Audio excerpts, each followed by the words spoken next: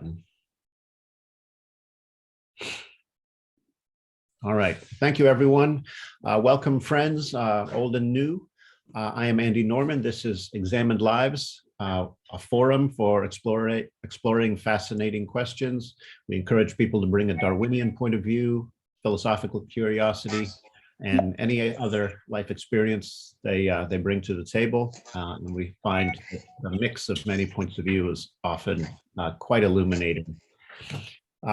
So our approach, I like to call it the mosaic method here. I want to hear from many people, and I'd like the typical contribution to be short and sweet. We want to get lots of observations and insights, and try to build on one another's suggestions and see where it goes. All right.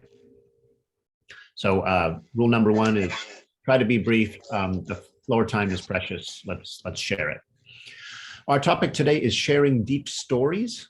It was a topic suggested by, by Hank, by our longtime friend, Hank Blumfarb. I believe he has some background that can help us shed light on this concept. I'll say a little bit about what I hear going on in the concept of deep stories. Many have observed that stories really seem to fascinate us. There's something about stories that dovetails with the ways our brains evolved.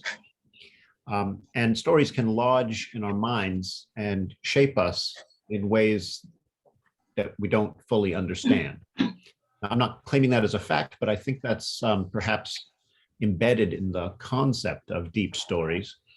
And that's an empirical hypothesis that I suppose we could explore. But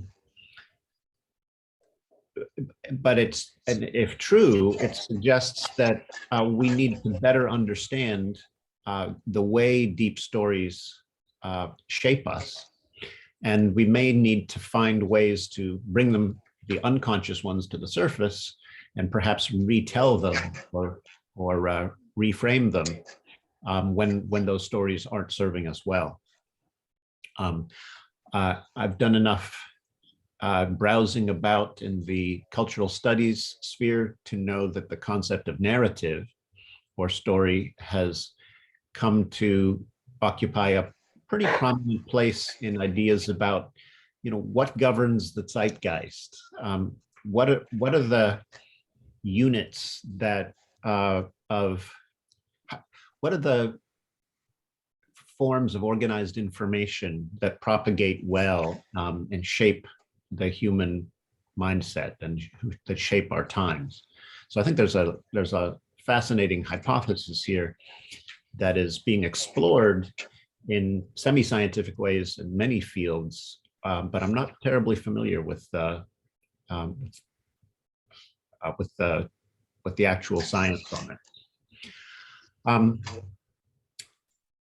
So let me pose a question about stories and get the discussion started, and I'll insert a few other questions as time goes on. And of course, everyone is welcome to pose them as they occur to you. If you'd like the floor, please try to use the raise hand function at the bottom of your screen to let me know that you have something you'd like to share. All right. So let me start with this basic question. Is it true that stories play these profound roles in our lives, and that understanding the role they play could be some kind of skeleton key to comprehending and perhaps improving the human condition?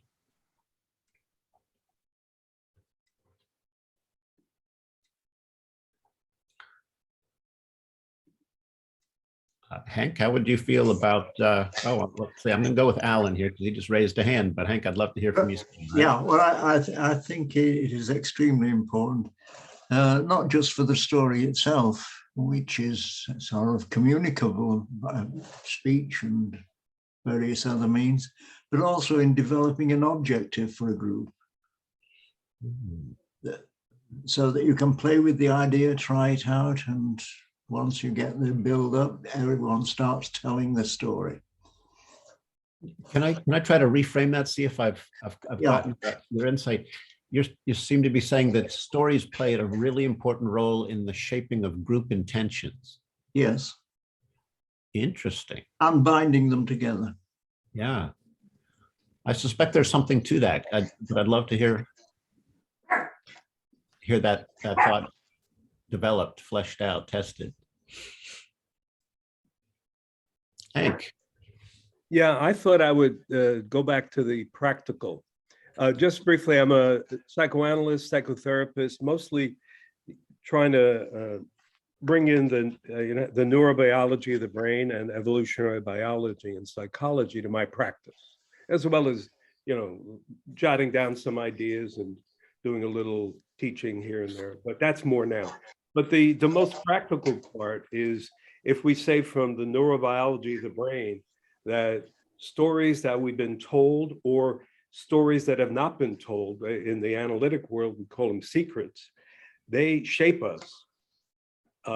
So what I've been doing for a long time is collecting each individual's, or if they're in a group, like I've done group therapy, is to collect their stories for the person and take a look at, who told them, when were they told, did they go back, 10 generations, 2 generations, based on your ethnic background, religious background. And often they're in terms of, what's the word when you, I can't think of it, whatever form stories come out, like, Genre? huh? Genre? No, just so whatever it is, aphorism. Okay.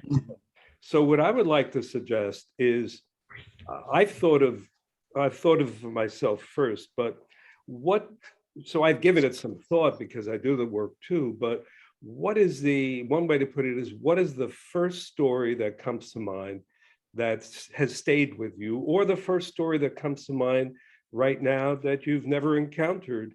And even if you're not going to share it, obviously, today, because we don't all know each other that well, but Yeah. And that would be the important thing, is to kind of do the the Socratic thing, examine, but on a kind of affective way. So the affective way, the way I think of it, it's called, in my world, they call it bottom-up therapy, and there's top-down therapy. I don't know if people are familiar with. Top-down is more like the old Freudian, you talk about it, you free associate. Bottom-up is you listen to the body, and you help people pay attention to their sensations, all the 5 senses or 6 senses. So that might be a way to individually, or as a group like this, to at least keep in mind privately. And then, I'm willing to share a story or so at some point. So that would be the synopsis. Interesting. Yeah, I think how many, I'd like to see a show of hands. How many of you have ever been involved in the kind of discussion where you're invited to share a deeply meaningful story about you and your life? It seems to me our culture affords relatively few opportunities to do that, but that such opportunities can be quite powerful when afforded. Belikovsky? Oh, sorry, I was showing my hand, but what that was I the only one with my hand up there? No, we had a few others. Okay. Yeah, that particular case was in studying screenwriting at film school. In one of the classes, they said, tell us your most memorable story. And we went around the class, and then it always, memorable and funny. And it always turned out to be a deeply personal, humiliating or embarrassing story, which helped everybody to connect on a basic level of humanity and seeing these human universals of what causes embarrassment, what causes shame, what are we afraid of, and that kind of thing, which was interesting to me. And just following up on Hank's suggestion, one of the first stories I remember when I look back to childhood I now see religion as child abuse. Let me just say that. But I was brought up religious for the first 7 years of my life. And I was given a book in Sunday school called What's the Matter with Job? And it was a children's book version of the story of Job from the Bible. Yeah. I guess everyone's familiar with that story. Mhm. It's basically a horror story. And I since sort of subsequently went on to write quite a lot of stories in my life as a film and TV screenwriter that tended to be in the horror genre. Yeah. Maybe that's partly why. Okay. But interesting to see how those early archetypes or stories that can be ingrained or inculcated or brainwashed into the younger generation, those archetypes tend to stick with you, and it can be very hard to deprogram and shake off throughout your life. Anyway, there's a personal story. I don't know if it's embarrassing or not. Thanks for sharing. Sage. I want to offer two questions, I guess. The first is, if we think about sort of a universal challenge that all humans have faced of how do we make sure that people, generations from us now, will remember what we know today and will understand not just what we did or what happened, but also like why it mattered and actually really feel it the way we do today. And I think that that challenge explains our eagerness of like sponge-like nature of absorbing stories, because it is a beacon into the past. And I'll just leave it at that. I want to build on that a little bit. Seems to me that prior to the invention of written language, our ancestors had this problem of how do we codify the important things worth knowing and pass them on to future generations in a reliable way. And, they didn't have encyclopedias or Wikipedia to do that. And songs and stories probably played a big role in that. And if it's quite possible that our ancestors converged on storytelling as a solution to that problem, in part because our brains, because that works with the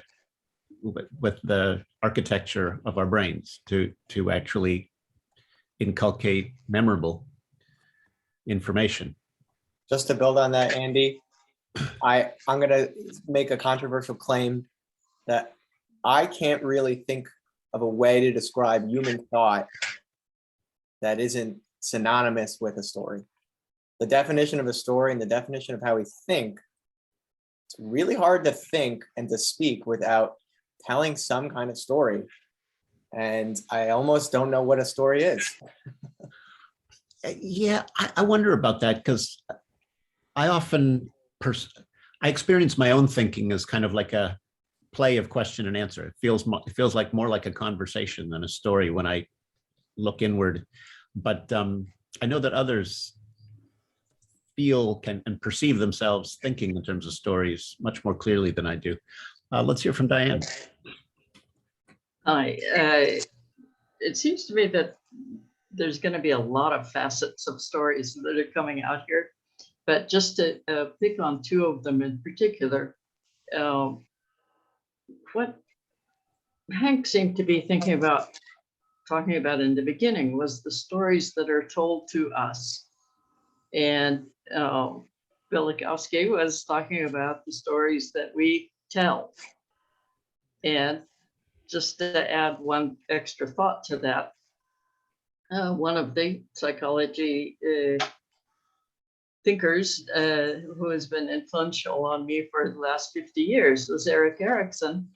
And in a certain way, it seemed to me that what he was suggesting is that our life project actually is to construct a story, because his vision of older age, the ego integrity idea was really about seeing your place and the meaning of your life in the world. Yeah. And so that's a pretty fundamental place for story. Yeah, if we have to, at some level, be able to tell a coherent story about our own lives, perhaps one that leaves us as the protagonist, or even better yet, the hero. So much the better, right? Very nice, Diane. Thank you. Let's see. I see you, Steve, Richard, Kurt. I'm going to go with. I think Richard might have had his hand up first, but coming to the others of you soon. Richard, I think you may still be muted. Sorry, there we go. I think this builds a little on the comments about codifying things we know and the architecture of our brains and importance of storytelling and storytelling as a life project and so on. As a fiction writer, and I don't know if this might constitute other people's notion of what a deep story is, but I like stories that are about something in the world, something could be almost anything, something recognizable, but are simultaneously also about themselves as stories. And so essentially that they're simultaneously about something and about storytelling itself. And, we called these self-reflexive, self-reflexiveness, self-reflexivity. So that's a suggestion. Thank you. Kurt, I'd like to hear from you. Yeah, thanks so much. So, I did a session on this with David Sloan Wilson up at Binghamton a while back, and it was really to demonstrate again how we go back and forth between our first person experience and our third person experience, which is also what we're doing here. And the first person experience is direct experience of, whereas the third person experience is knowledge about or story about. And we toggle back and forth between these two in our lives, but we often don't distinguish them. And so what really ends up characterizing kind of where these things land is where they're coming from that first person experience, where any type of empirical comment about that is really less in play, than to a third person comment about it or story about that very phenomenon. So if we don't distinguish that that's really what we're doing, we don't really understand that toggle. But what happens if we stay in the first person, then we get that deeply personal connection that tends to transcend context. And then people have a deeply human experience in that first person. Whereas if they're more in third person, then it's more detached and more objectified. So just to make that distinguishing, those has always really been helpful to me. Nice. Thank you, Kurt. Steve, can you build on that? Well, I was thinking as everybody was talking about what stories have moved me. And for some reason, I thought of the film A River Runs Through It. And I have nothing in common with those characters. I don't live in Montana. I didn't live when they did. I don't fly fish. My father's not a minister, but the movie is very, very emotionally moving. And why is that? And it must be because in the particular is the universal. And so that story to me is about the impossibility of rescuing someone you love. And that's something that in some way all of us have experienced.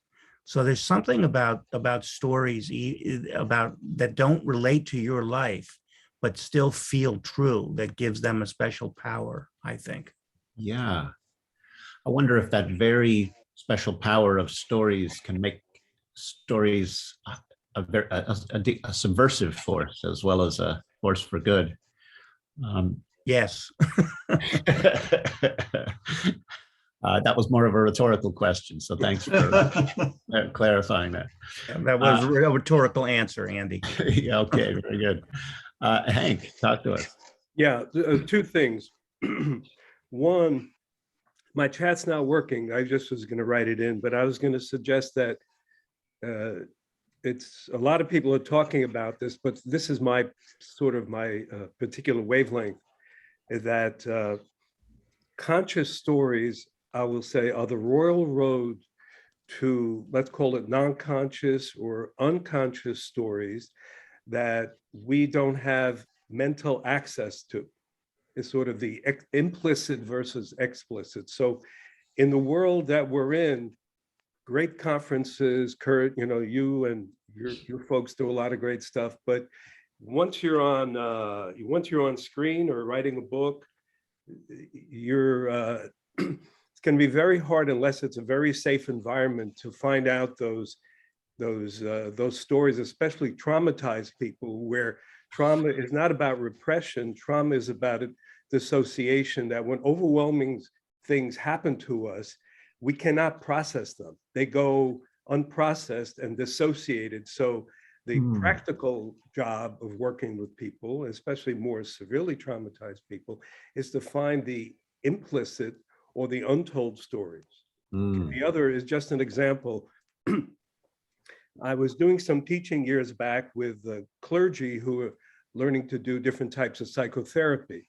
So I ran a small group of clergy people, mostly Catholic and Protestant, 30s through the 50s.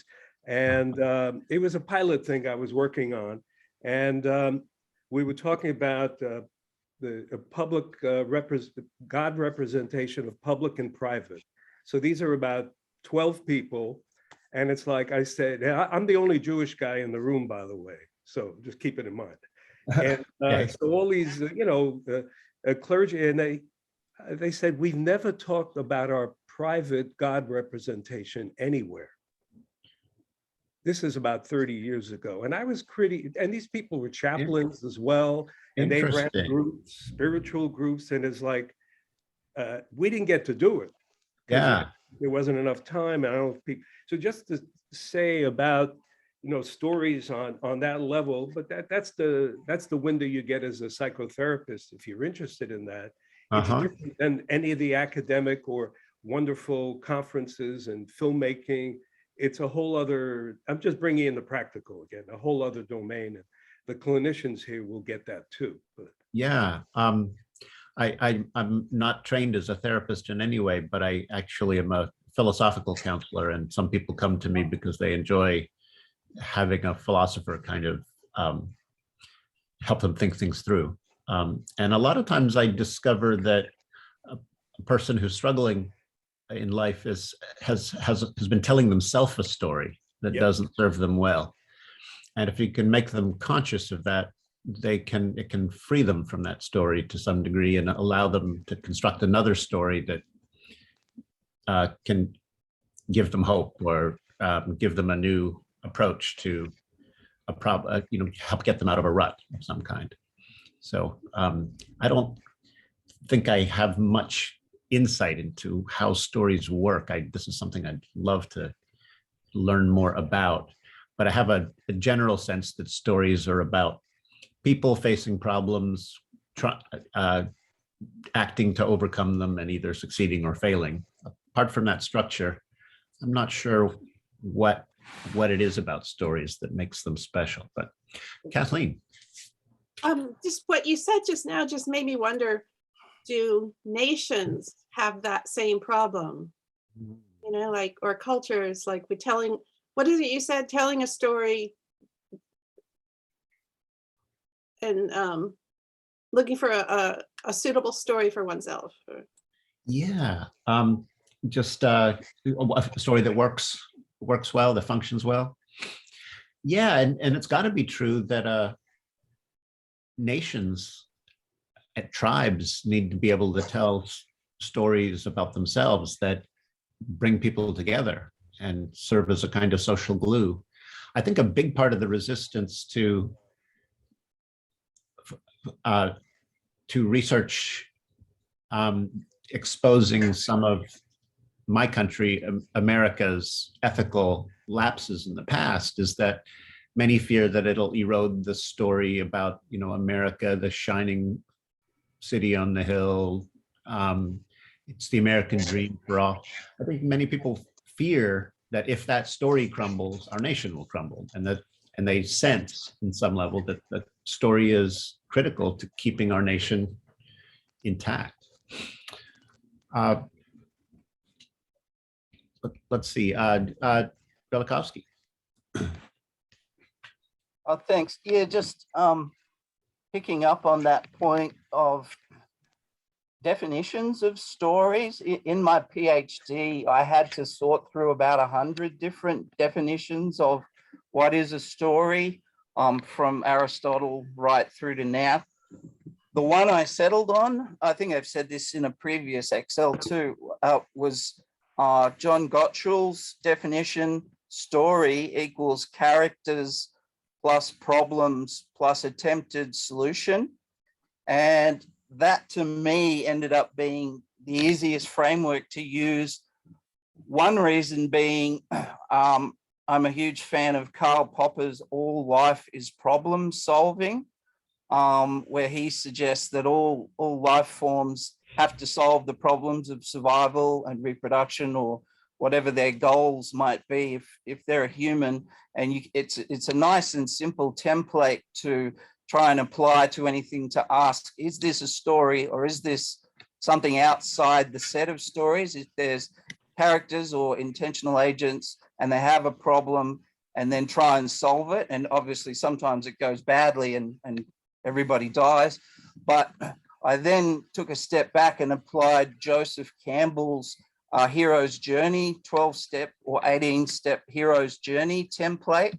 And I figured you can use that same method to apply to the life of anyone and everyone, all of us included, where you have those 12 steps. The ordinary world, the call to adventure, when you pick some goal or something, several goals that you're working towards. The meeting with the mentor is step number 3, where somebody helps you, and it could be a person, a teacher. It could even just be a book or something that somebody says to you that helps you, gives you a tool to try and solve your problem. Yeah. So building on Sage's idea of the controversial claim that what is a story, it may be a Western thing as well. Maybe Eastern cultures have different definitions of stories, Chinese cultures, Russian cultures, etc. But I just always liked that simple problem solving approach. And then I applied that to Charles Darwin's life in solving the puzzle of evolution. So you can see the 12 steps he went through across his whole life, and they match up perfectly. And the same with Stanley Kubrick in becoming a great filmmaker. You can apply it to us everyday people as well. Sort of, what were my goals and where did I achieve them, or who was my mentor? As a quick aside, a book I really like is Dan P. McAdams' book, The Strange Case of Donald J. Trump, where he argues almost all people have a life story, like this is what I was trying to do and this is how I achieved it, etc., or this is what I'm proud of. Donald Trump doesn't have one. He just kind of lives in the moment, and during his rallies or in public, he'll just say whatever makes him look great. But you can't really find a narrative in there anywhere. So that's an interesting aside. Okay. All right, Steve. I'm thinking about, this was stimulated by Kathleen's question and about, do nations have stories? And of course, the answer is yes. And historians basically are writing stories about our collective past. And it's interesting, if I've been reading American history my whole life, and I'm reading about the same events. They're over, they haven't changed, but the stories that are being told about them have changed several times over the course of my life. And that led me to think about the fact that we have different levels. We live as individuals, we're part of a family, we might be part of a group, then we're part of a larger group, and right up onto the nation and the globe. And some of the stories we write ourselves, and some of the stories we're offered. And so the autobiographical story is a story to some degree you craft yourself. Mm-hmm. The family story is a little bit more of a collective enterprise.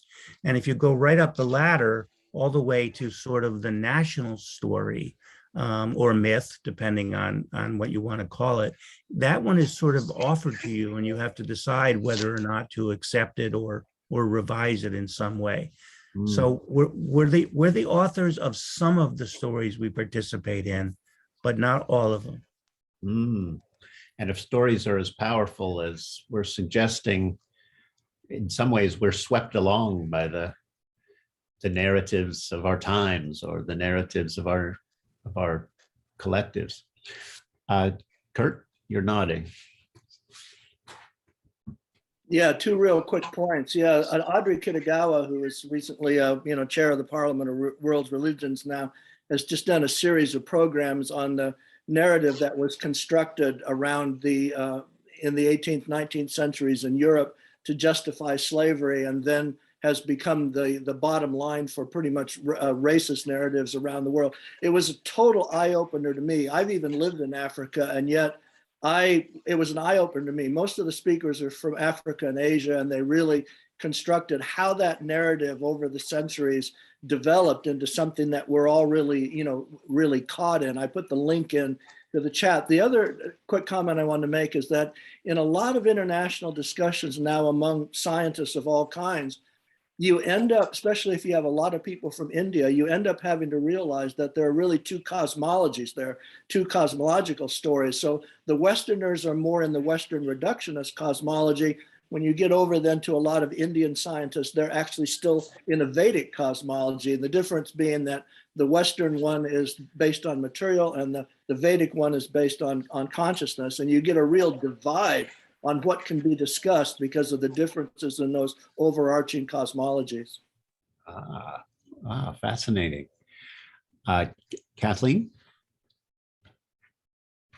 Okay, now I'm reminded, John Haidt talks about how we all need positive self-illusions, and that our positive self-illusions are illusions because if we're mentally healthy, emotionally healthy, we're going to see ourselves a little more positively than the truth would warrant. Being a depressive, I feel like I'm too much in touch with the truth sometimes. And so nations, maybe, the people, the elite, right? They want their positive self-image, and they're imposing that on everyone else, the people they consider below them. And then the question is, can everybody have a positive self-image? Is there a story that can give everybody a positive self-image in some way when some people's identities are maybe like formed around they've got to be superior? Just talking. Interesting. So if some people's need to tell a story of themselves as dominating others inflicts subjection on others, it can make it very hard for those others to tell an affirming. It can make it very hard for those others to forgive the background noise here. I'm going to turn over the floor here to Hank, since I've got a little background noise here. Let's see. I wanted to just go back to the neurobiology of the brain and the research around that. So if we think of that, most of the brain is, let me get it straight. At the high number is 10% of awareness of what our brain is doing, and all the neural patterns and all is what we have access to. So we can think of evolution, biology, that stories from, let's call them, from 50,000 years ago are sort of stored somewhere in the mapping of the brain. And so when we talk about so that's the other one. So I was thinking of a patient of mine who is a very cynical guy. He's had a rough life, and he's sort of not a Buddhist, but he loves the Buddhist notion of everything is an illusion. So, Okay. it's not that we can discuss that because of his temperament and what his concerns are in life, but it's sort of, that story is used to deal with his sort of trauma in life and his negativity.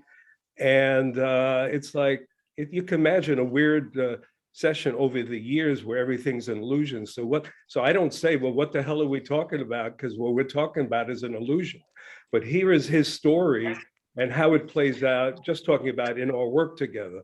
But I don't say, well, because you're too vulnerable.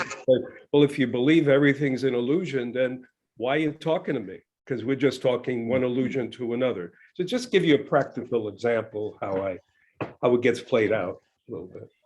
I think I might have mentioned this a session or two ago. Who was it who mentioned John Haidt's? Sorry, not John Haidt, Jonathan Gottschall's book. I think it was Joe. In his recent book, The Story Paradox, he claims that the famous dispute between Socrates and the sophists of ancient Greece is best construed as a conflict between the storytellers and the truth seekers. Some people were just kind of besotted with the power of story to move crowds and the power of story to help people gain power, say. While Socrates saw the danger of that viral stories posed and invented a method, the Socratic method, to actually take that functions in part to take apart problematic stories, show us why they're problematic, and thereby allow us to perhaps piece together better ones. So I'd never heard that way of framing the ancient conflict, but I think in our own time, we've got people who take scientific hypothesis testing seriously, and often they're on the other side of political divides from others who are just swept up in narratives about stolen elections and climate change hoaxes. And I wonder to what extent training in the sciences helps to inoculate us to some degree against some of the most subversive or the most problematic stories. I'm certain Socrates had in mind, had his method, imagined that his method was in some ways a way to protect minds from stories that otherwise cause us to sort of lose our sense of perspective. I don't know, what do y'all think of that?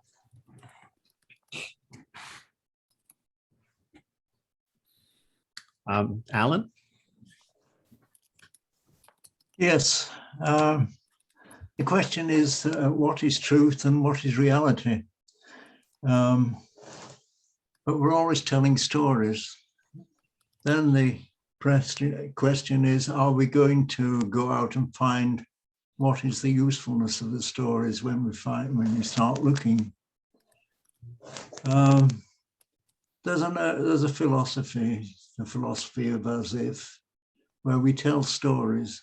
And as a mathematician, I'm very conscious how artificial mathematics is, but nevertheless, we have ways of relating the story of mathematics. I mean, how the structure unfolds to things that we can check when we go out into the world, either directly or through statistical analysis. But this picture of we're composing a story, now not a story in the usual sense, but some sort of structure that quite usually can evolve in time as well as just be there. And I think this is an important element. Mm-hmm. But then we go out and we say, is it of any use to us? No, that's not a complete way of checking it, because other people may be adopting it. So you've got the social part of it as well as the effective part of the contribution. But this sort of ability to have constructed an internal shareable story or concept of things, or what might happen, or what will happen, and then be able to try it out in actually finding whether it does that. Yes. Crucial. Yeah, and I think the question is this story of any use to us, is one way to test the story, but we often also ask, but is this story true? But what is true? What is true? Well, that's probably a topic for another day. Maybe we could take that up. Your point is well taken, Alan. My point is that there are useful falsehoods and useful mythologies. Precisely. And there are even truths that might even be dangerous or problematic, like, the formula for creating a nuclear bomb. I don't know. I noticed, Ed, you had a hand up briefly. I'd love to hear what your thoughts are. Yeah, I did have a quick reaction to your let's see, you had a question about can scientific training help us think through whether true stories are dangerous or not, and that just had me think about I think it's Keith Stanovich's work on scientific thinking as a psychologist. I have an article bookmarked somewhere, see if I can find that, put it in the chat room, about just simple tests you can give someone to see if they're thinking through problems in a scientific way or not, and that can really help you uncover the truth behind things. But so that was just a quick reaction. I think I just wanted to respond to some of the things what I'm hearing today from, I guess, the research that I've done on fiction writing, from people from the classic books that teach people how to write stories. And I'll just start with the simplest one from E.M. Forster, Aspects of a Novel, who said that the most important part of a story, the most important task of a writer, is to get the reader to say, and then what? And then what happened? And then what happened? And that there's something in there that is when Velikovsky talked about Karl Popper's idea that we're always just solving problems. That's probably something that's related there. It's why storytelling gets us to get hooked all the time. I have several thoughts in mind, but I'll stop there. No, I like the connections you're making. In some ways, stories are, when you partake of a story, let yourself be swept up in a story, you're running a mental simulation of somebody trying to solve some problem and either succeeding or failing, which is, I guess, why defining story the way Velikovsky suggested makes a ton of sense to me.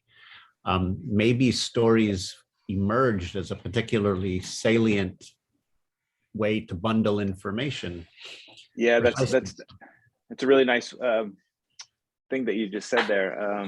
It reminded me of the thing that David Sloan Wilson says at the beginning of a lot of his talks about Atlas Hugged, his new novel, is where he's quoting Ayn Rand, who obviously wrote fiction or wrote philosophy and then wrote her fiction, and she said that that art is the indispensable medium for the communication of a moral ideal, blah blah blah.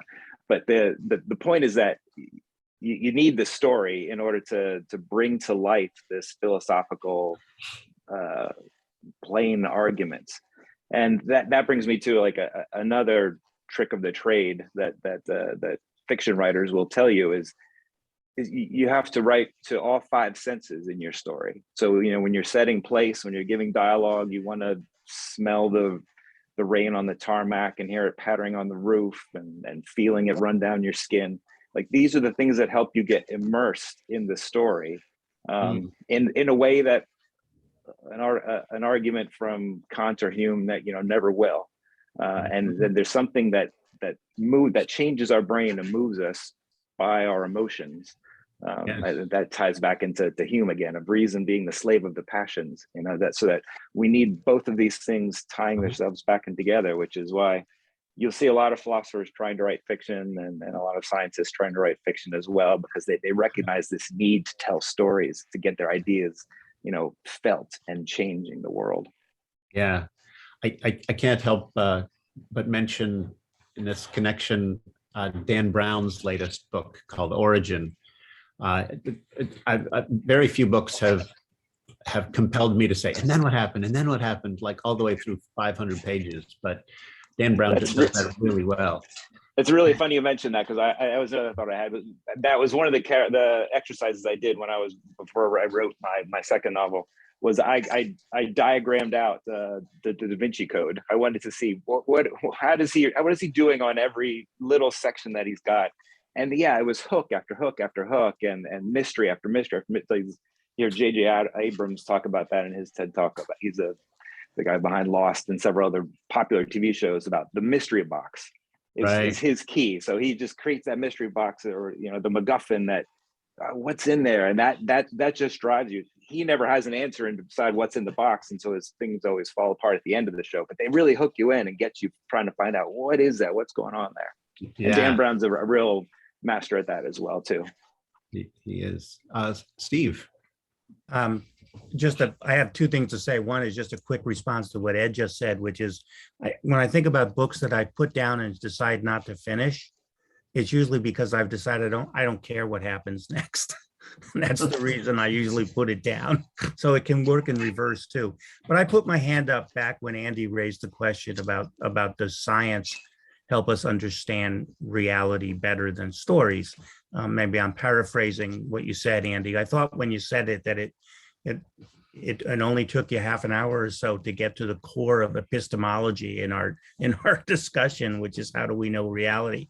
But the comment I want to make about science and scientific thinking is that it isn't scientific thinking per se that gets us to the best approximation of understanding reality that we can get. It's the scientific enterprise. It is the community of scientists, the collective experience of scientists working together and checking each other's work. And so I would commend you to read Jonathan Rauch's latest book, The Constitution of Knowledge, in which he describes this process. So I believe that the scientific enterprise is the best we can do at understanding reality. And as as a character on SNL used to say, and that's my story, and I'm sticking to it.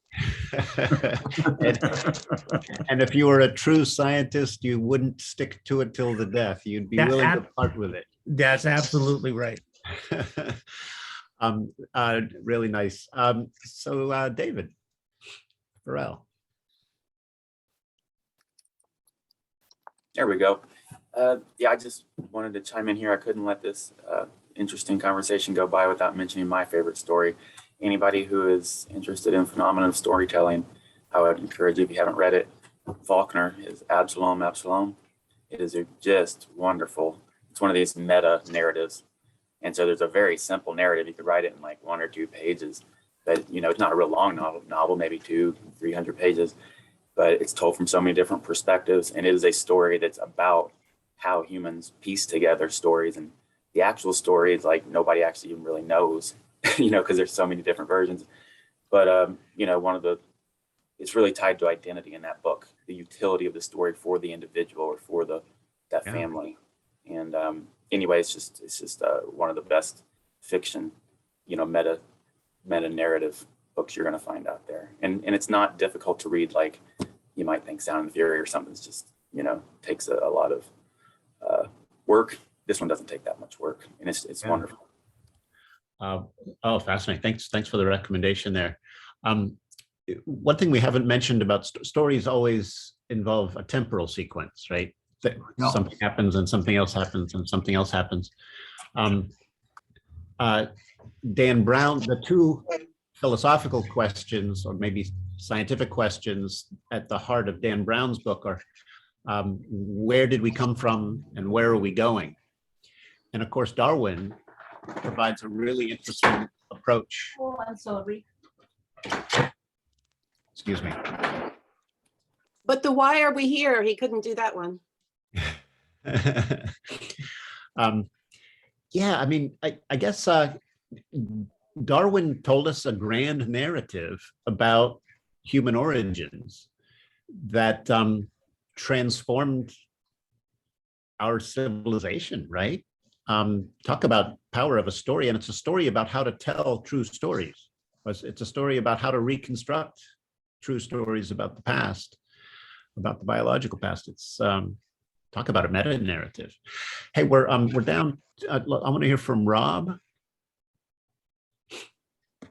Somebody, and I think it might have been Diane, recommended Christopher Boehm's Hierarchy in the Forest. Is that right?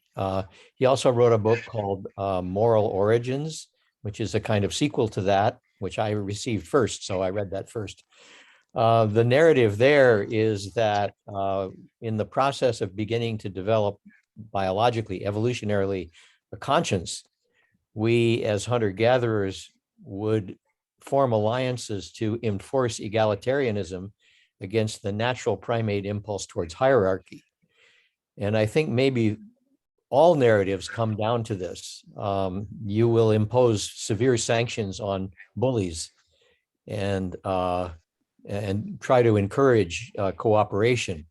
So there's a tension between the impulse towards hierarchy and the impulse towards egalitarianism. And I think that we're at a crucial point in evolution at the moment. So I just wanted to throw that in there. It's a very powerful narrative, I think. If I'm hearing right, Rob, you're saying that being able to tell stories that bring people together to fight against oppression or dominance is really important. I wonder whether alpha, I guess it's usually males, alpha males often use stories to create coalitions to increment unjust power as well. Yeah. Yeah, I would suggest that the deceptive stories and the fake news thing that we were talking about last time.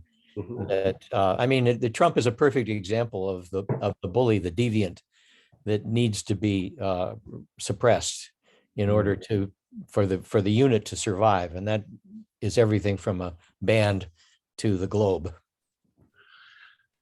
Thank you very much, Hank and Diane. I do see you. I'm going to run our vote for next month's topic here, and we can stick around for a couple extra minutes. Those who'd like to hear from Hank and Diane.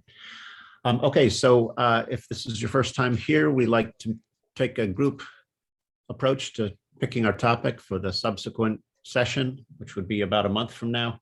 I don't actually have my calendar in front of me, so you're good. We'll pick out a date. It'll probably be the third Thursday of, what would it be, March? But we'll confirm. Sage and I will confirm that. Here are some topic suggestions. One of them was submitted by our member, Chris Genord. I don't know if Chris is with us today, but he had a really interesting suggestion that he emailed me. Namely that that the disgust reflex plays an important role in the roots of hateful prejudice. So his suggestion is that we explore what evolutionary biology has to teach us about disgust, the emotion of disgust, and try to figure out what role it plays in the perpetuation of hateful prejudice and what we might glean from that about how to combat hateful prejudice.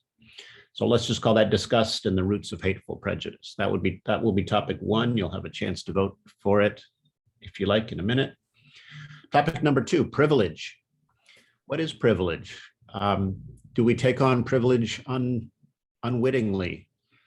What do we need to understand about privilege if we want to create a more equitable and just society? Topic number three, prosociality and pseudo-prosociality. So it seems to me prosociality has a really nice ring to it. Most people are pro-prosociality. I certainly count myself as pro-prosocial. And at the same time, I think there are close cousins of prosociality that are not all good and are easily mistaken for it. So I wonder if we can, it'd be fun to explore the difference between admirable versus more problematic forms of sociality. And finally, a fourth topic, willpower. What is willpower? Did it evolve? Is it an adaptive trait or a byproduct of other adaptive traits? How does it work? how can we build willpower? How do we prevent our willpower from wasting away? All right, those are 4 possible topics. I normally take topic suggestions from the floor, but having already received one from Chris, with time a bit short, I'm going to propose we go straight to the vote.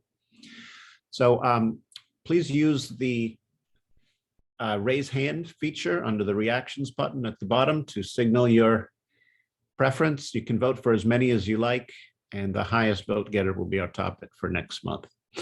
Okay, all those in favor of discussing disgust and the roots of hateful prejudice? Okay, Hank, I see you're got a non-digital hand raised there. Okay, thank you, everyone. Hands down. Sage, you got a tally there? I counted 6. Okay, good. Privilege. What is it? How can we become more aware of it?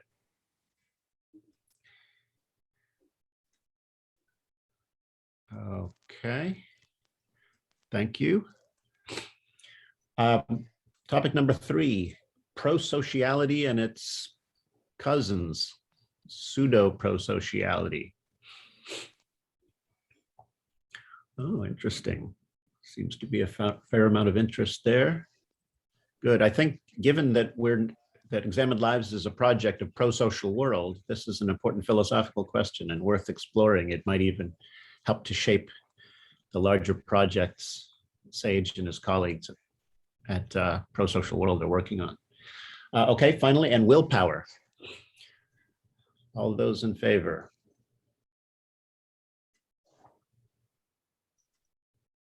Okay, thank you all. I think we have a clear winner, pro-sociality and pseudo-pro-sociality. I'll do a write-up just to spark a few preliminary thoughts and maybe point you to a couple readings for those who feel ambitious. It's been a pleasure, folks. Lots of interesting ideas here today. I hope you enjoyed it as much as I did. I promised Diane and Hank a chance to get their thoughts in here. Let's, if you can stick around for a couple minutes. I only have a few myself, so I'll ask you guys to be brief. Diane, will you like to share your thoughts? Before we Yeah, I just wanted to follow up on what Rob mentioned about coalitions to control bullies.